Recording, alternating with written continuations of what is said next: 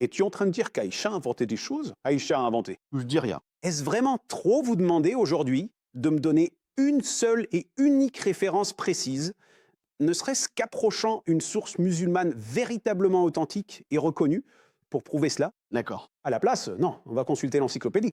On sait que les gens ne sont pas d'accord aujourd'hui. Pourquoi? Les savants musulmans et les apologistes continuent de faire circuler ces articles remplis de mensonges. On se retrouve dans cette situation gênante. Wood, l'islamophobe, respecte Aïcha et les compagnons de Mohammed bien plus que les apologistes et débatteurs musulmans modernes. Tu n'arrêtes pas de dire que c'est moi qui affirme que le mariage a eu lieu quand Aïcha avait 9 ans, et pourtant, source après source que je t'ai citée, par exemple, Sunan al-Nasa'i 3380, il est rapporté qu'Aïcha a dit: le messager d'Allah m'a épousé quand j'avais 6 ans, et il a consommé le mariage avec moi quand j'avais 9 ans, et je jouais encore à la poupée, qui continue d'attribuer cela à moi. Et c'est moi qui cite Aïcha. Maintenant, ma question pour toi est la suivante. Si Aïcha s'est autant trompée, pourquoi continues-tu à dire qu'elle est une grande savante? Si je ne peux pas lui faire confiance sur le moment où Mohamed a eu des relations avec elle, et où je ne peux pas faire la différence entre quand j'ai 19 ans et quand j'en ai 9, pourquoi devrions-nous la croire sur quoi que ce soit? Tu vois ce qu'il a encore fait. Donc, David Wood, ce qu'il a encore fait, c'est qu'il est revenu exactement au même sujet, n'est-ce pas? Aïcha, Alors, c'est ça. revenu à, s'il te plaît, ne m'interromps pas, mais la raison pour laquelle j'ai mis ces livres ici, c'est pour démontrer qu'ils indiquent tous un âge différent. Où Aïcha a-t-elle dit un âge différent? Où Aïcha a-t-elle dit un âge différent? Ils indiquent tous un âge différent selon ce qu'ils ont étudié des hadiths. Où est-ce que l'un des compagnons de Mohammed A donné un a âge différent? Sahih al-Bukhari. Donc, es-tu d'accord que le prophète, paix soit sur lui, selon la collection Saï, a fait le voyage nocturne à Jérusalem et au paradis et qu'il a fendu la lune? Tu y crois? Bien. D'accord. Pourquoi? Je crois qu'il l'a affirmé. Et je crois que c'est ce qu'il croyait. Et c'est pour ça qu'ils l'ont consigné. Aïcha dit: j'ai 9 ans. Et tu dis: eh bien, si je crois Aïcha, qui dit qu'elle avait 9 ans, quand Mohamed était là, donc je devrais croire que Mohamed a fait un voyage nocturne à Jérusalem. Ça marche pas comme ça. Aïcha dit qu'elle avait 9 ans. Aïcha dit qu'elle avait 9 ans. Ça ne veut pas dire que je dois croire à toutes les histoires ridicules que Mohamed a inventées. Je crois que ces histoires remontent à cette époque. Mais je crois que Mohamed était un menteur et qu'il inventait des choses. Totalement. Voilà. Tu es en train de dire qu'Aïcha a inventé des choses? Aïcha a inventé. Son âge, elle est menteuse. C'est une... Grande savante? Pourquoi Mohamed l'aurait-il épousée? Donc j'ai lu sur ce sujet. Je lis des spécialistes et des historiens musulmans et non musulmans sur la question. Et la raison pour laquelle ils tirent leurs conclusions, c'est parce qu'en se basant sur ce qu'ils ont vu, sur ce que telle ou telle personne dit, et en analysant mathématiquement les hadiths, sur les faits historiques concernant ce sujet, ils sont arrivés à des conclusions différentes. Est-ce que je suis en train de... Est-ce déraisonnable de demander une seule référence? Je veux dire, j'en ai donné une vingtaine. Est-ce que je suis déraisonnable de demander une seule référence? Si Aïcha le répète encore et encore, et que 11 des tabines rapportent cela directement d'Aïcha elle-même, ainsi que d'autres compagnons de Mohammed, le déclarent d'après leurs propres observations, qu'elle avait 9 ans, si c'est ce que nous avons comme témoignage, que Aïcha avait 9 ans, et que vous dites, eh bien, peut-être qu'elle avait 11 ans, peut-être 13, peut-être 18, peut-être 19. Est-ce trop demandé de me donner une seule référence dans une source musulmane qui ressemble de près ou de loin à quelque chose d'authentique pour le prouver? Au lieu de ça, non, on va consulter l'encyclopédie. On sait que les gens ne sont pas d'accord aujourd'hui. Pourquoi? Les musulmans, les savants et les apologistes continuent de faire circuler ces articles remplis de mensonges. Et puis quelqu'un comme Gary Weiss va arriver et dire: oh, les musulmans. Ils ne le savent vraiment pas. Quel âge il avait? Il doit y avoir tous des accords. Non, aucun désaccord. Donc pour la deuxième fois, il a prouvé mon point. Il vient de dire que les savants musulmans, eux, Aujourd'hui, tournent en rond et disent ceci. Il les a traités de menteurs, mais ils ont des raisons légitimes pour ce qu'ils avancent. des références apparemment. Bien sûr, les personnes qui rapportent cela dans le même hadith dont ils parlent n'étaient pas là. Ils répètent ce que quelqu'un d'autre a dit, que Hachem rapporte ce que son père lui a dit. Encore une fois. Je souligne que c'est bien lui qui a rapporté ces hadiths. Oui, mais fait-il? Oui, vas-y. Tu ne sais pas. Si, je sais qui il était. Oui, je sais. C'est que je veux dire, il Le petit-fils de quelqu'un, non? Il a. était le fils de Zubair, D'accord. Et le petit-fils de qui? Est-ce que ça change? Abu Bakr. D'accord, d'accord. Très bien. Donc, Zubair est le neveu d'Aïcha. Hicham est son fils. Il tient le hadith de son père, qui est le neveu d'Aïcha, qui a tout reçu d'Aïcha. Et ça, ce n'est qu'un exemple, ce n'est qu'une source parmi 11, ce n'est qu'une des 11 sources qui l'ont rapporté d'Aïcha. Donc vous avez Aïcha. Les gars, si vous avez 11 personnes différentes qui rapportent toute la même chose, une histoire venant d'Aïcha, et elle est confirmée par plusieurs compagnons de Muhammad. Si vous ne savez pas ça, si vous ne pouvez pas l'affirmer, si c'est contesté, si vous dites que j'ai 11 personnes qui rapportent exactement la même histoire de la même fille et que ça ne constitue aucune preuve, parce que vous savez, vous avez l'encyclopédie, la New World Encyclopedia ou quelque chose comme ça de votre côté. Alors très bien, ne venez pas me dire qu'on sait quoi que ce soit sur ces personnes. Ne venez pas me dire qu'on sait quoi que ce soit. Si je ne peux pas faire confiance à 11 témoins plus un tas de compagnons, on ne peut pas leur faire confiance. Ne venez pas me dire qu'on sait quoi que ce soit sur votre prophète. Tout ce qu'on peut conclure, c'est qu'il y a eu un mensonge collectif et que vos sources sont complètement peu fiables. Et ça me va très bien.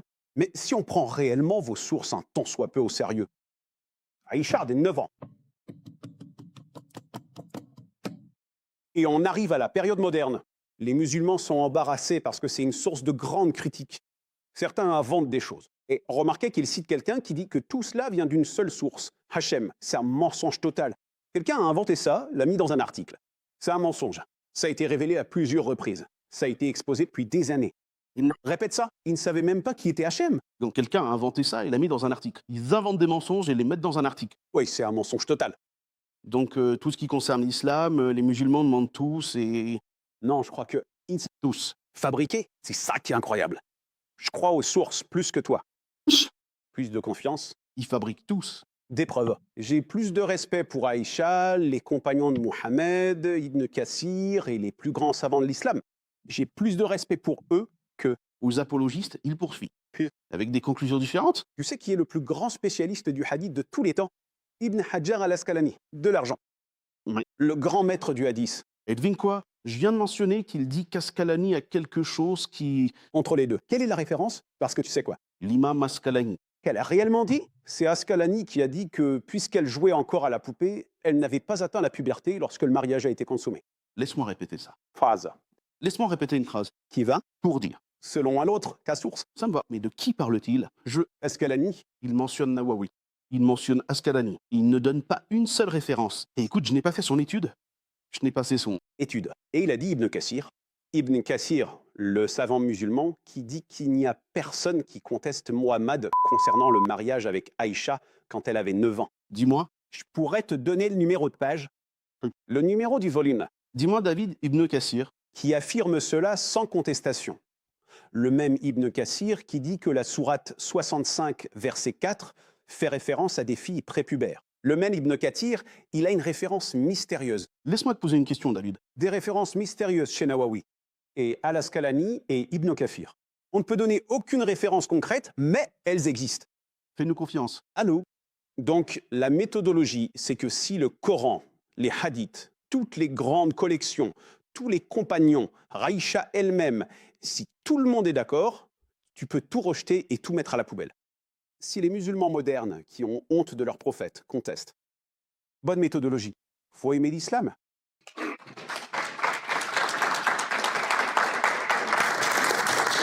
Déclaration finale avant que nous passions à la séance de questions-réponses. Donc, je te rends la parole. Je n'ai rien vu qui suggère qu'Aïcha avait un autre âge que 9 ans.